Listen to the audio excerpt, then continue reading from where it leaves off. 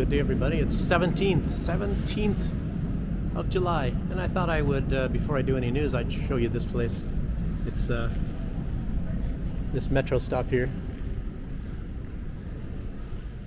Ushod is what it's called. And you look on any kind of signs or something, it is not called Vostok, which means east.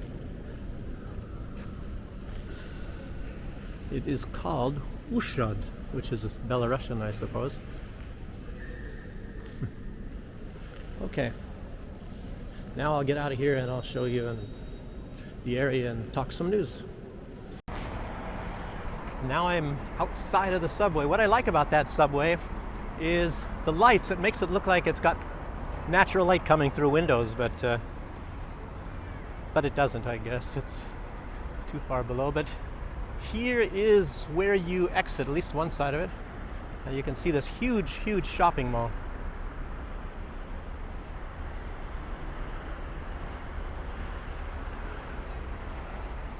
I suppose that's the main entrance right there.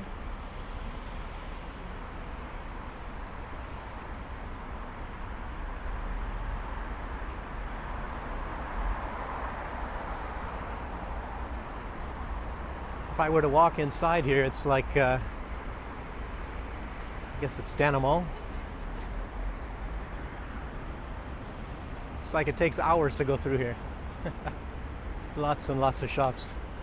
I don't know if you can see that well. Let me get closer. I don't know, because of the backlighting. I'll get up a little closer to this.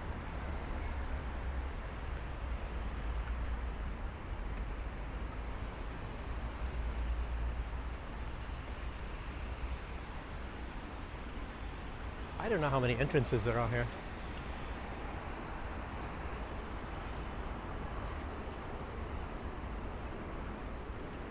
Well, anyway, a lot of these malls to me are mostly the same, but some of these malls that are really huge, like this one here, it's I don't even know how many levels. I know it's at least two.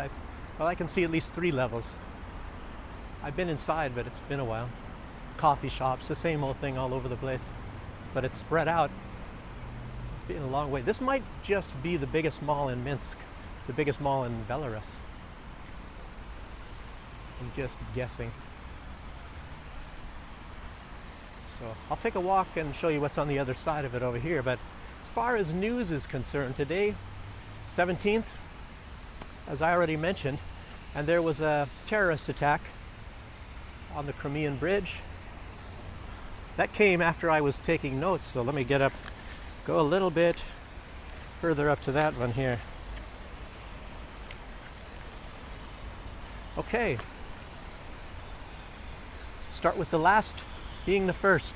You already all know about that attack on Sevastopol, which almost guarantees that there will not be a grain deal. Yes, so today is the day when, if the grain deal is not ratified by Russia, then it's not going to go through. And of course, as you know, they were cheating Russia the entire time, always. The West and Ukraine, apparently they never fulfilled their part of the agreement.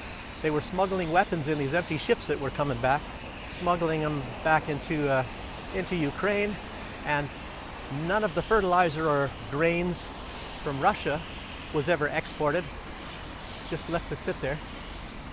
So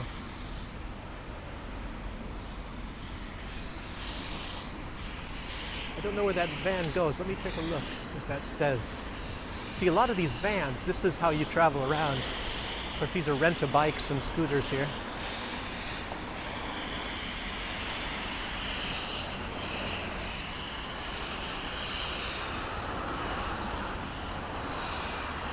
Anyway, that's how you travel a lot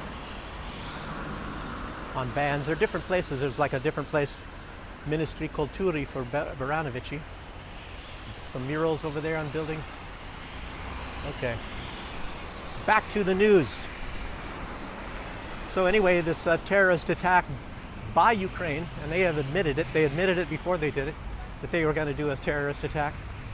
It happened at apparently 3 o'clock. I saw some footage of just some police cars and all that, and that was at, I think it was like just before 4 o'clock.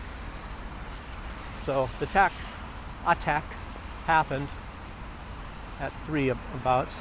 So I don't know, maybe it was exactly 3, at least that's what I you know, it's kind of sketchy. By the time anybody in the Duran might report it, maybe there'll be a little bit better news coming out, a little bit more exact facts, I'm hoping. Second attack. At least 2 adults were killed, at least at the time when I got the news. I don't know if there's going to be any more casualties from that, being at 3 o'clock in the morning. There's not a lot of people buzzing around. See if I can make this light. This is an action show. Oh, it's blinking. I already went jogging this morning a few miles. Do a little bit more. So let's see what else we have to say. 1 child was injured, a young girl. And well, because of the blood that has been shed from that, even if it's just 2 people, and of course, again, attacking the bridge, I can bet there will be some repercussions from that. And I guess before this happened, General Syrski, he admitted in advance to the strike. He said, a lullaby is being prepared for the occupiers. I guess that makes Syrski's days numbered because of the blood that was spilled, I guess. Attack on civilian infrastructure, not on military, even though I think the railroad part of that bridge is probably used to bring supplies and weapons to the troops in Crimea. And talking about Crimea, as you've been hearing, you know, I was reporting this from the beginning, and I don't know why a lot of other people weren't, but the main goal of all of this stuff going on by Ukraine in the West is to get the Crimea. The Crimea is the major goal. Crimea, Crimea, Crimea, not so much the Donbass. Crimea, Crimea, Crimea. As you see, they've kind of written off the Donbass. They're bombing the place. They have been for quite some time, but it's a strategic military place as far as to neutralize Russia. That has always been the case, and I keep mentioning that. And you would think that maybe the military people that comment on this, they should be talking this a lot more, because that is the goal, the Crimea. I mean, at least for the West, that is what they want. They want the Crimea. And before, like I said in the last video and other videos, even a year ago I was talking, I said, you know, that's the goal, that's the Crimea. And they wanted to actually first kick Russia out, and now they want to have the Crimea, not as in ownership, but de facto own it. So control, to make sure Russia doesn't have it and that they have it, and they can neutralize Russia with that. This is somebody here probably showing how good underarm deodorant works. Maybe they invented it, because he's holding his arms up like that. I can make a lot of these funny jokes about statues and things. I don't want to be disrespectful, though. Who in the heck is that? No, it's holding up some kind of a book. And you know, that is really appropriate, because this is the National Library of Minsk.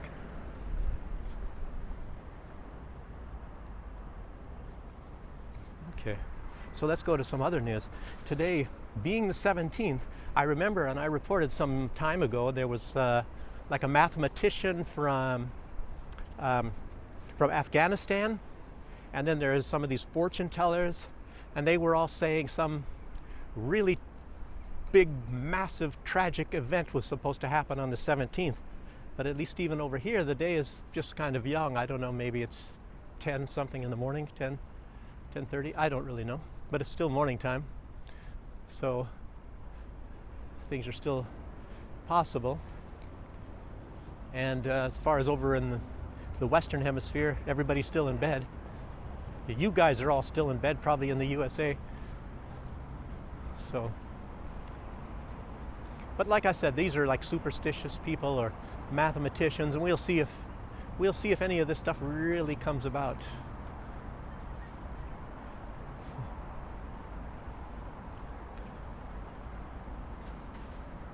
I'd probably spend a lot of time here when it comes to be the winter time, maybe. I'm sure they must have some English books, but I really want to, when the weather gets colder, I want to really concentrate on trying to learn more Russian. There's so many great books. As you know, there's a lot of things are written, and here everything's written more accurately. And what I mean by that is there's a lot less cancel culture in the literature over here. They don't really like to practice that so much. And I'm sure like history in all countries is embellished quite a bit by the country itself.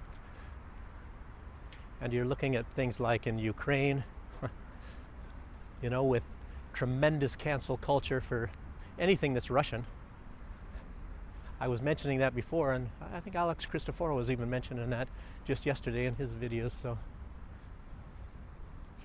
I'll walk around the library instead of the mall.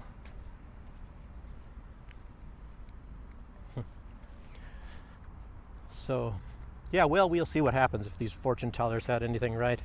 The grain deal, I already mentioned that. I don't think this attack on the bridge constitutes any big, massive catastrophe. This is just business as usual, what's going on. Like I said, the day before we had Sevastopol, an attack there, and there's attacks where they're killing more civilians in other times. And a lot of people are now mentioning about all of this recruitments all over the world, recruiting, glorifying for people to come and fight for Ukraine. Yeah. And also, I guess, India has now went up another notch, and now they're the third largest trading partner for Russia, for the first time in history. And I guess since the time of sanctions, trade between the two has tripled. It tripled more for Russia because they're probably selling a lot of oil there, as well as other things. Russia's now making a lot of products, and they always have been. The United States just saying all they are is a gas station, but they make everything. And a lot of stuff, it makes you really wonder what the USA is talking about when they've sent all their manufacturing overseas. So what are they making really more than Russia? I'll tell you, probably I would say they're kind of equal. Just as much things gets made in Russia as get made in the United States. Of course, nobody can compete with China. So anyway, a nice setting here. I never been here, of course. Grass is all still brown, unfortunately. Not enough rain. Yes, indeed. And Robert Kennedy Jr. Wow. I don't know. I have to be careful talking about what I'm just now going to talk about, because I've had a lot of my videos are taken down talking about this subject in particular. YouTube doesn't agree with it, of course. And even if you just mention facts, they don't agree. They don't agree with facts. So, Robert F. Kennedy, as you know, he's done a lot of research, and he's been, he himself researched, honestly, and he's been involved with a lot of organizations and things, and and getting research, compiling it, and comparing and analyzing about not just these medical interventions in times of pandemic or sicknesses or whatever, the shot in the arm sort of a deal, but he's also talking about what's getting made in laboratories. And I've been mentioning, and like I said, a lot of these videos are probably gone now, so I have to be careful on how I say this, but many years ago, I remember when it was even Sergei Lavrov and Vladimir Putin, they were talking about or asking the United States, why is the Air Force going around and taking blood samples from ethnic Russians? And well,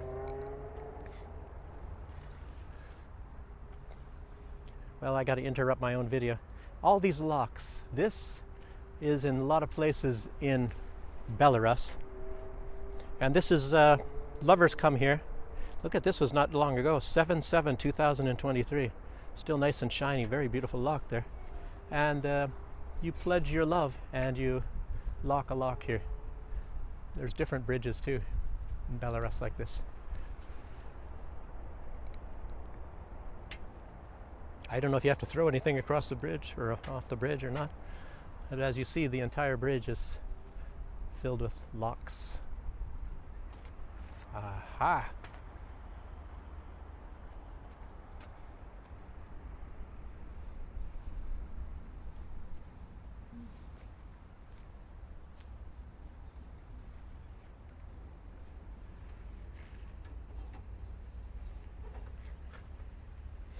Wonder who makes locks like these. Well, of course you have to throw something off the bridge. After locking the lock, you throw the keys away. So, eternally bonded together, apparently. That's what it symbolizes. It's not like in the West so much as it is over here. So, I don't know, some building here. I don't want to show too much. I don't know what it is, to be honest with you. I don't even know what this body of water is. It looks like it's a river, of course. So where am I at here? What am I at here? Okay, anyway, I was on that delicate subject, what Robert F. Kennedy was talking about. Anyway, they, like I said, Vladimir Putin, even long ago, I don't know, that was maybe more than 10 years ago, and Lavrov were wondering, why is the United States Air Force taking all these blood samples of all different types of Russians? And then after we're finding out what's going on in labs in Ukraine, and what Robert F. Kennedy said, now they do have this technology that they can make some sort of these medications, I guess, geared towards you know, the DNA of ethnic groups, certain ethnic groups. And obviously the Ukrainians' love for the Russian peoples, they've been trying to do that. But I think maybe one of the problems is that they're very, very close to each other. Ukrainian DNA and Russian DNA, and maybe sometimes even mixed. Somebody going the same speed as I am.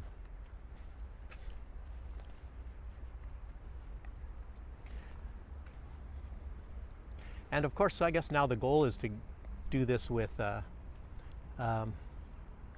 Chinese and Russians in particular, and these sort of sicknesses are to be used militarily, I guess you could say. And there is, of course, documentation in the United States doctrine that says that they will do this. They say that this is part of the goal, to be using these things in warfare, as well as you know, they say they have a doctrine of first use nuclear strikes now in the United States. I guess that was changed during George Bush II's time. I think I remember that. So we're getting into some very frightening times when certain powerful countries will use any kind of weapons, and we're not just talking about cluster bombs, you know, but when they find out that they're not going to be winning, I think which they're not winning in this case. Luckily, this is kind of a proxy thing, so maybe it's not supposed to be so, you know, as crucial as if they were actually losing themselves? I don't know. I guess nobody knows. So how much are they willing to take? There's so many neocons, as you know, Victoria Nuland and all that. They will sacrifice an entire continent just to win. They don't care about how many people lose their lives, how much land is poisoned. Winning, domination, power, that's what it's all about, baby. So, and then what about these weapons spreading? You heard about a lot of these. There was experiments that that certain country that Russia is kind of doing a military operation against, and they were even experimenting on their own people. And I'm sure that they tried to look at the genetic makeup of these people and determine how much or what ancestry these people had. And they were, of course, testing a lot of these biological things. And of course, that's written all in papers and studies. And the day after, I believe this is, if I'm accurate here, with the day before, I think it was the day after the special military operation started, a certain leader of a certain country, south of Belarus, west of Russia, they ordered that all these research papers, the most pertinent ones, should be immediately evacuated and taken to a certain place, and all the other things should be immediately destroyed.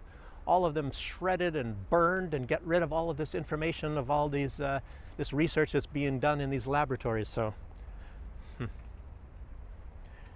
I don't know, a lot of people don't really talk about this stuff. I think John Mark Dougan does, so that's what I appreciate about John Mark Dougan. And that's, to me, this is because this is something that you can't really defend yourself against, and all of a sudden, you know, everybody starts getting sick, and you wonder why. And of course, as you know, certain people control the media, and then they're going to tell you, oh, it just kind of came out of nowhere naturally. Some bats pooped on some other animals in a cage in China, and then somehow it started spreading to humans, even though that's physically impossible.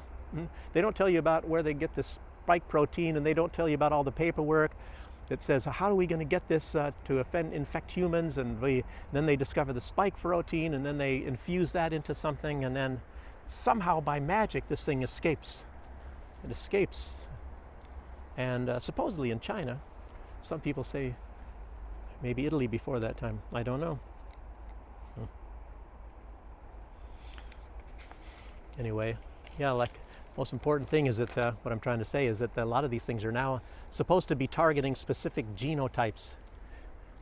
And there's a whole lot more, and I've even talked about it in videos, and I don't want to get into that, you know. So, and Robert Kennedy Jr. was alluding that this I don't know if this is actually true, but maybe he got this from somebody, and I don't really buy it. He was saying that this thing 19 was specifically designed to harm white and black people more than, say, for example, other people from different gene pools. But I don't really know. It's supposed to affect these ethnicities more so. But I don't know what other kinds of pools there are there. There are Chinese and Arabic. I'm not too sure.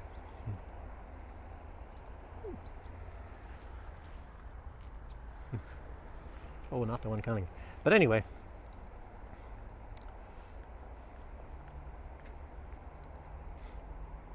Yes.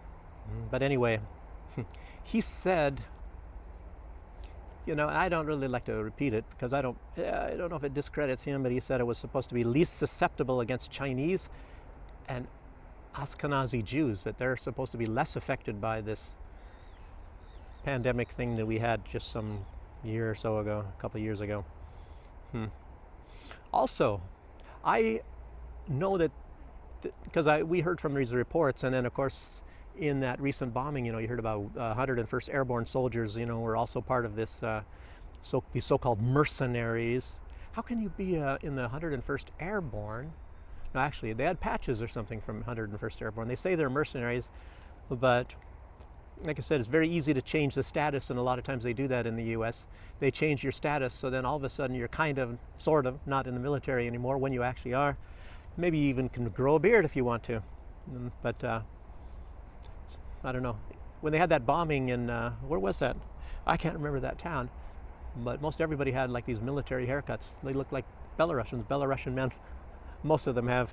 They look like they're in the military. I don't know. Those damn long-haired guys. I mean, guys with long hair. Terrible, huh? Anyway. So, but I'm now hearing that the 82nd Airborne is in Poland. 101st Airborne is in Romania. And if you realize these are, of course, airborne, and they're supposed to be in better shape. And I don't know how many jumps you have to do in any certain period of time per year, maybe twice. Just to stay active in doing that, learn how to jump out of airplanes or something. And it's sort of it's not special forces actually, 101st and 82nd, but they're supposed to be rapid response military and a lot more, how do you say, fight capable, combat ready, I guess is the better word. They're supposed to be a lot more combat ready than most all other units in the military, excluding, of course, like some of these special groups, maybe Rangers or Delta Force, SEALs and things. And of course they do have some in the Air Force. I don't even know if they have a name. And it used to be Seabees, the Seabees in the Navy. But of course then it's the SEALs. I think that was before the SEALs. And I don't know what they're called in the Air Force. Air Force has some special force type guys too.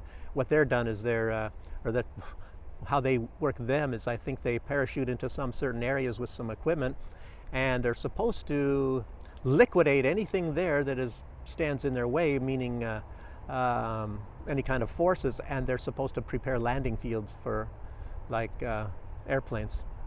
So I guess they gotta be ready too. I think they're parachuted with machine guns, and then I don't know, after that maybe earth moving equipment. I just heard about it. I don't know much about it myself though.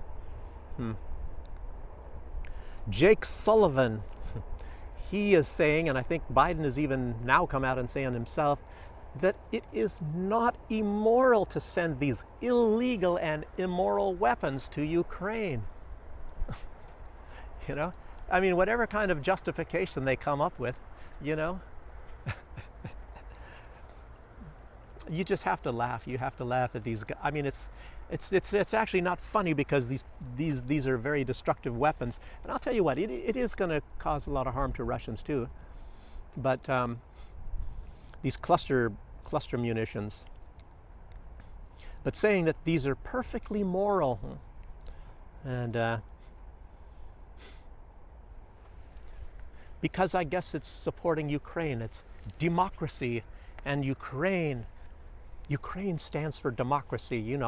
How those people are put into the military, the great recruiter vans that are going around, these white vans, and the fact that there's only one party and one leader who has made a law that says as long as this conflict continues, he will stay the leader, because that's really what's needed. There is no vote.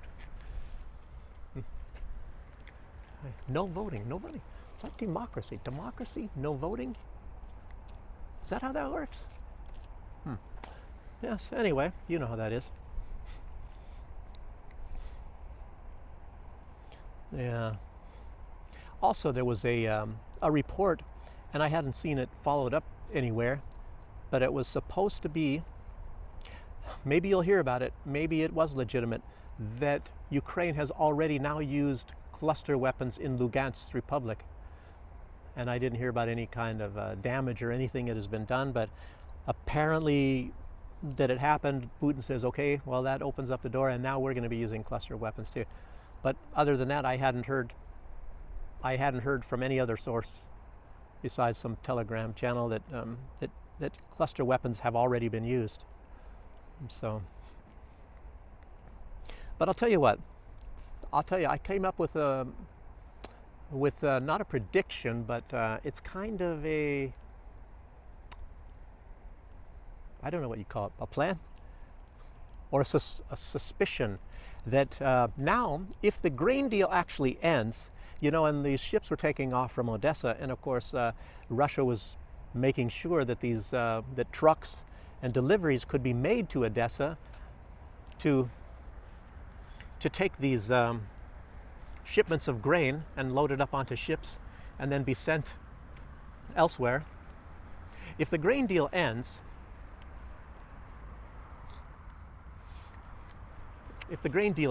I wonder if Russia is still going to be liable to allow traffic, that sort of traffic, any kind of traffic, to go freely towards Odessa. And of course, civilian traffic, they would never try to actually block civilian traffic going to Odessa. But I'm sure that Russia never tried to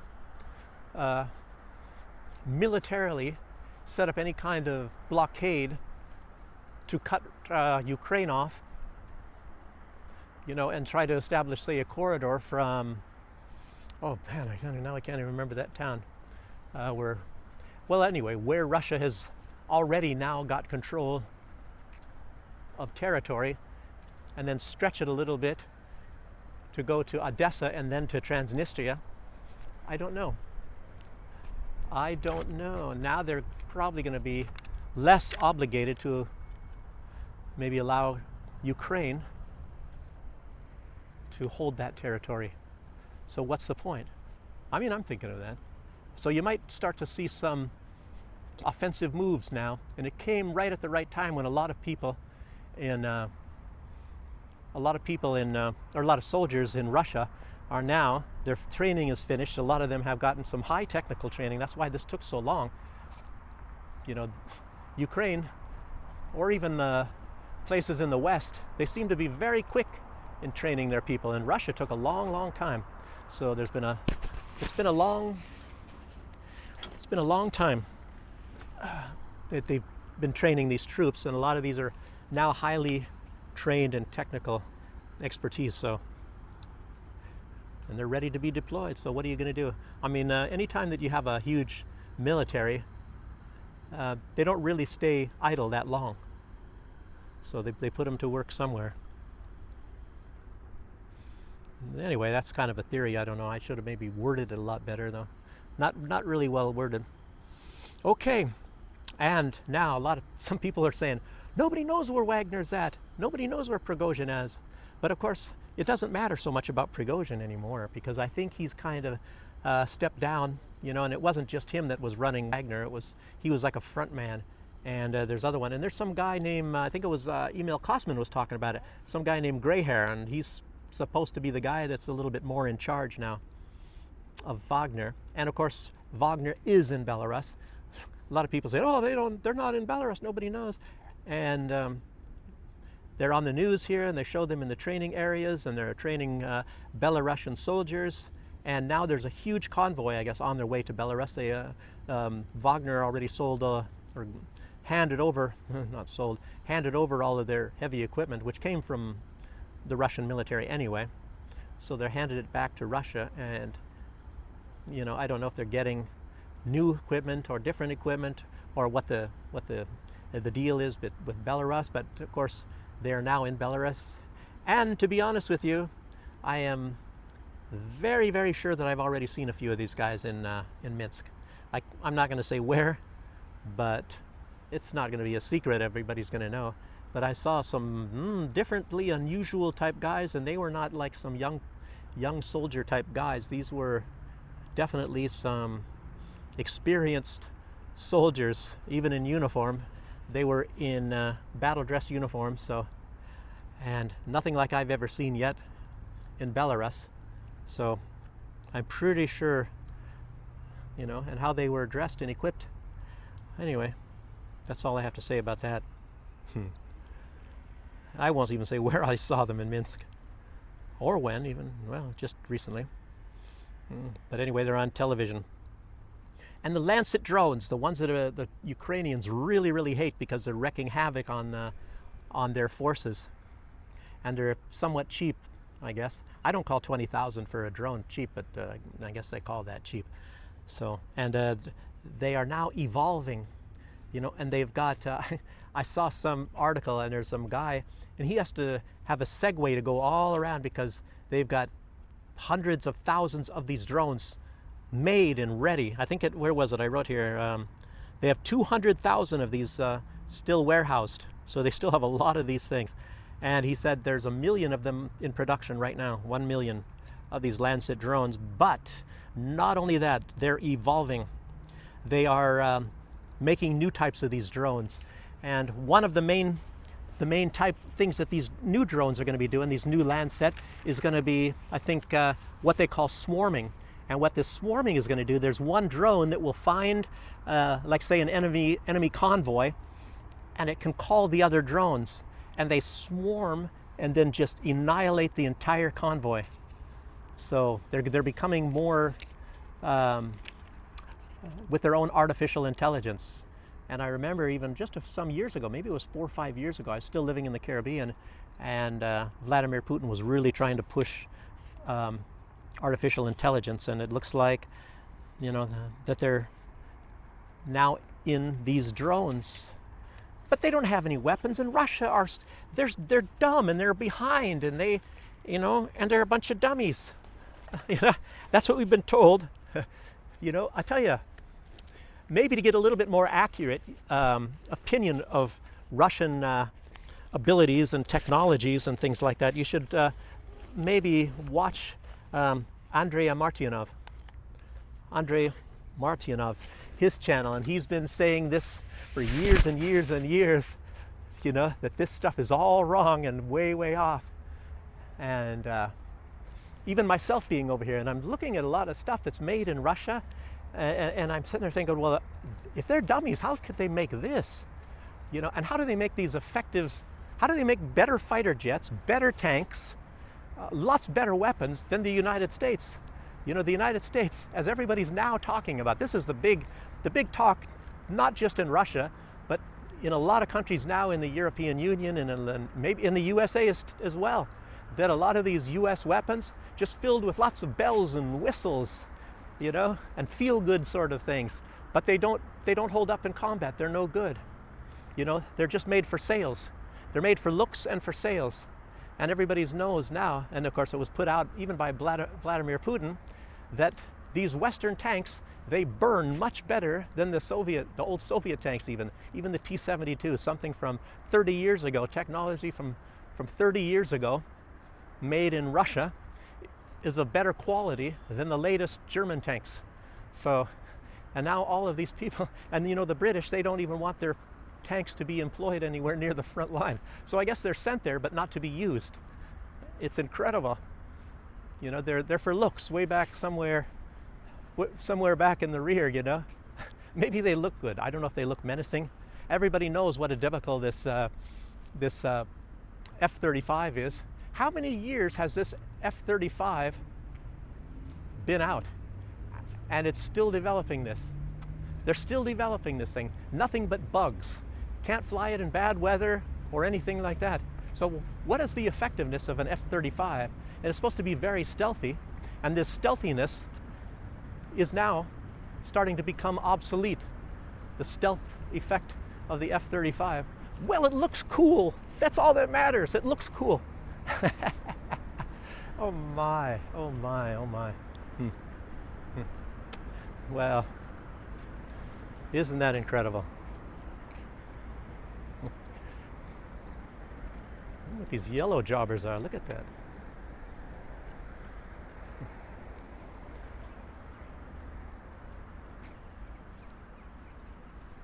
So, well, I'm going to head back. I don't know if I'm going to be doing any more videos today. Like, I should, I'll tell you what, I should try to go to some place, even if it's a weekday, it's Monday, I should try to go to one of these types of places like the Sandbox, like I was in last time. A lot of people like that.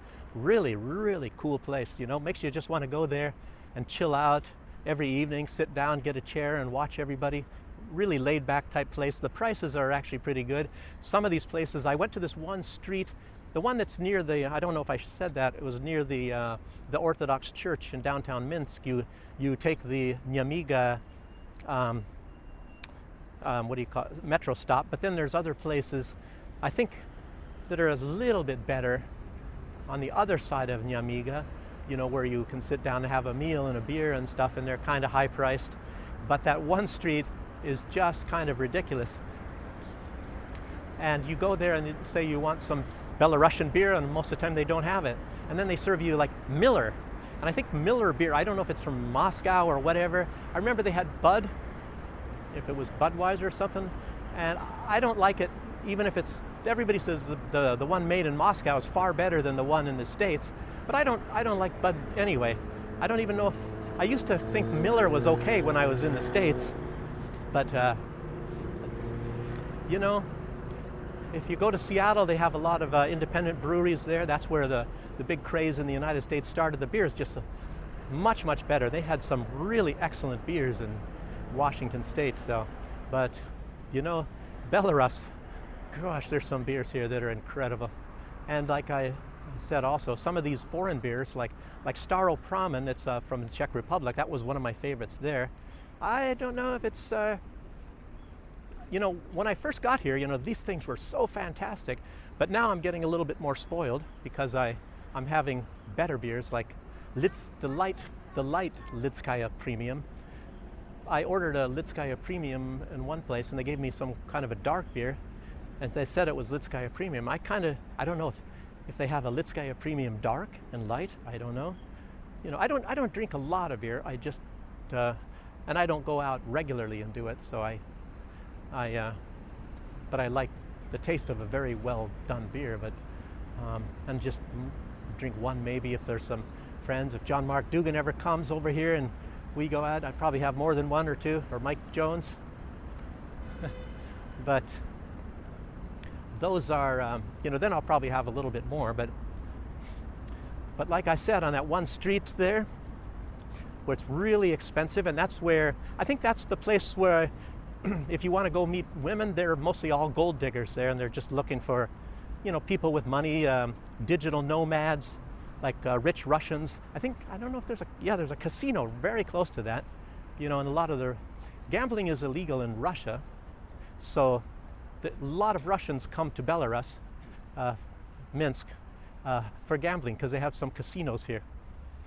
So they would probably go to that street, mostly because of the atmosphere. I don't know, but see, it's kind of I thought it was kind of nice until you look at the prices. Everything was kind of nice and yuppie-like, you know, and in trendy and things like that, and you know, and nice street cafes. Every single place is a cafe, and even upstairs, and little balconies and decks that you can sit on and things, and it's all kind of nice. But then you start looking at prices, and I think I was at one place, and let me just tell you the difference in prices. So compared to maybe other places in Belarus, now you can find a half a liter of beer, of Belarusian beer, of good Belarusian beer. You can find it, if you look, for 3 rubles. And there was a place right by where I live, and they had it for 2 rubles. It was last year, but the place collapsed under snow. So,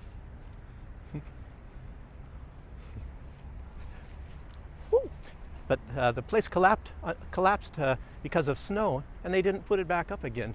Terrible. 2 rubles for half a liter from the tap, served in a glass, not in a piece of plastic. So, and but when I was on that street, it was like, how much was it? 9 rubles for a beer, and I'm thinking, gee, what do I want to have that for? Nice buildings over there, huh? Beautiful architecture. Looks like there's some for rent there. I'll get a little bit closer. I won't just talk solely on news. I'll show you architecture and things like that as well. Too bad it's I can't zoom in so much on this camera.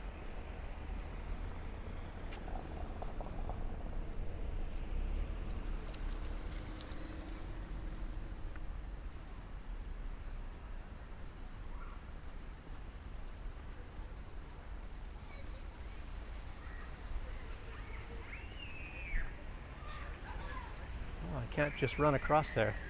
I'll just get close.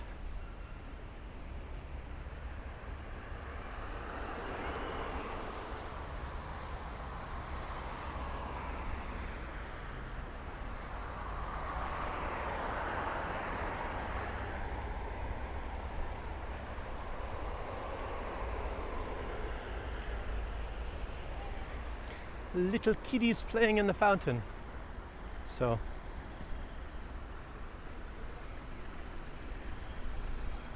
oh look, nice view of the library from here.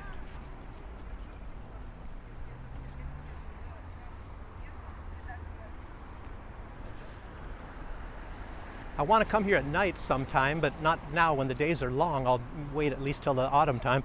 And the National Public Library over here, it's all lit up and they have changing lights and things like that. Really, really nice.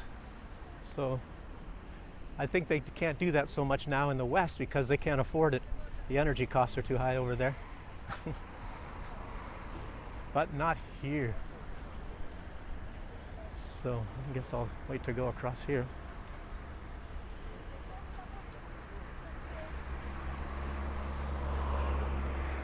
This is that mall again, what you're looking at. I don't know if those are shops in this multi-floor part here, or if it's just office building or something. It looks like I have a long wait. I could walk over there, but I don't know. Like I said, most people are just tuning in for news, and then of course this video ends up being too long, and you may not want to see too many of this, so I'm just going to try to walk across the street and end this video. I don't think there's anything else that I left out, but like I said, just keep your eye open today and see if there's any big massive catastrophic event that all these fortune tellers and mathematicians are saying they're supposed to happen today. I don't know how a mathematician can figure things out. Matter of fact, I don't even know how a fortune teller can figure things out. I think it's probably your best bet is a little bit by looking at events and watching how things go and knowing these personalities of these people. So yeah, this is definitely the backside of the mall, and it's just a loading area, as you see here, trucks and things.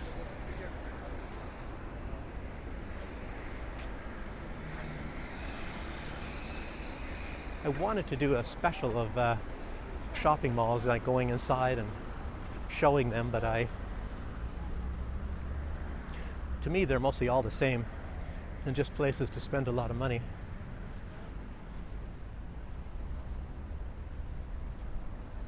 Is that an entrance too? I don't think so. No.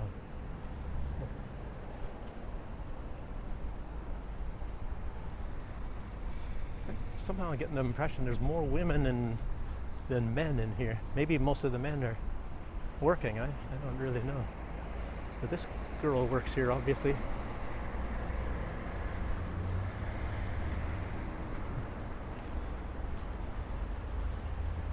Here's some gals shopping, I'm sure.